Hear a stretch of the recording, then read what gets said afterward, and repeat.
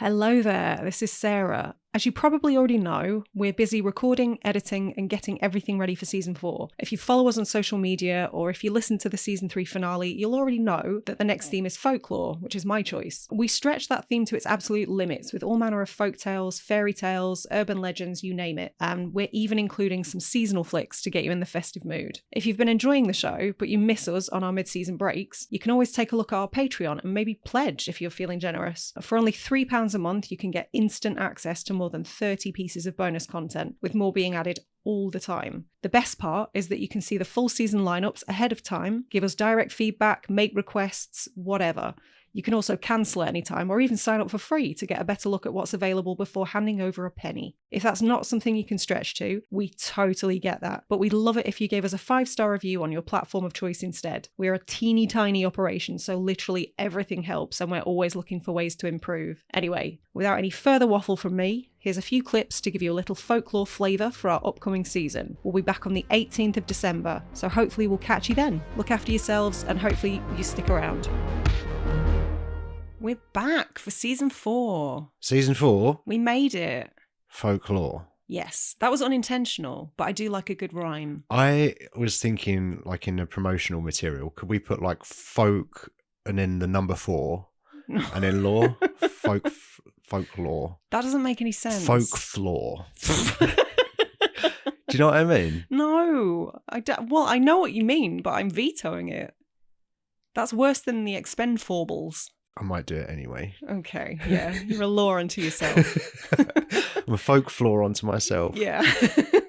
Folklore, yes. As usual, we've got 8 movies lined up. Mm-hmm. The first one we're doing is The Vavitch. Yes. Are you going to insist on saying that? Well, that's how it's written. Technically speaking, yes. But I think everyone just calls it The Witch, right? It's basically... Yeah. Because when the film was set, the letter W wasn't really in use. So it's just like a pretentious kind of nod to the time period, isn't it?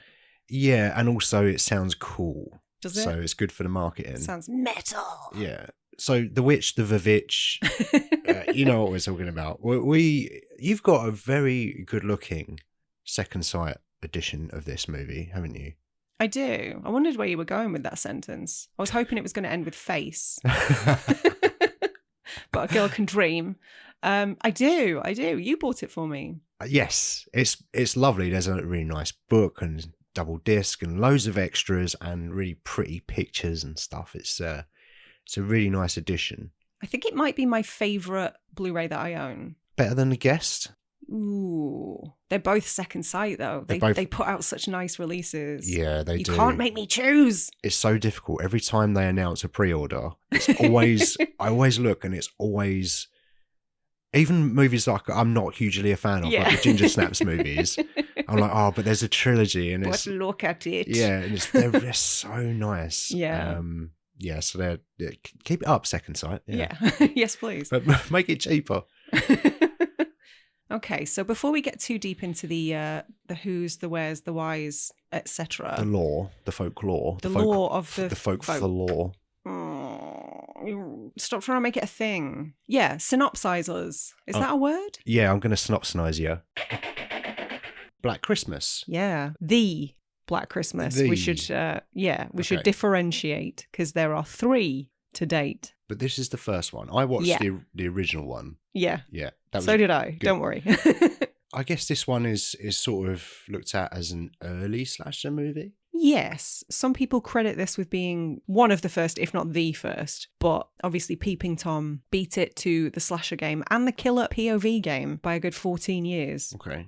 Also, Psycho was before this. Psycho was the same year, 1960. So yeah, there were some proto slashers. This definitely feels like it's kind of setting the mold in many ways. Yeah, Halloween was a few years after this. 78, 4 years after. Yeah, and I suppose that one could be looked at as the one that kicked off the horror franchises, maybe.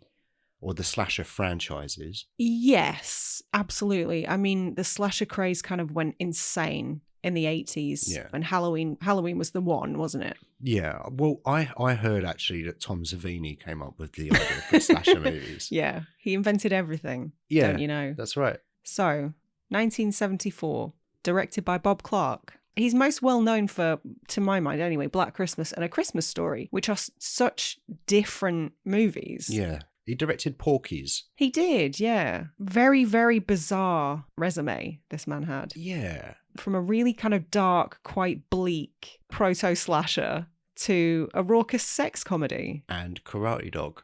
Karate Dog. I'm not familiar with Karate Dog. Please, what? You've never seen Karate Dog? Regale me with the synopsis for Karate Dog. Everybody's seen Karate Dog.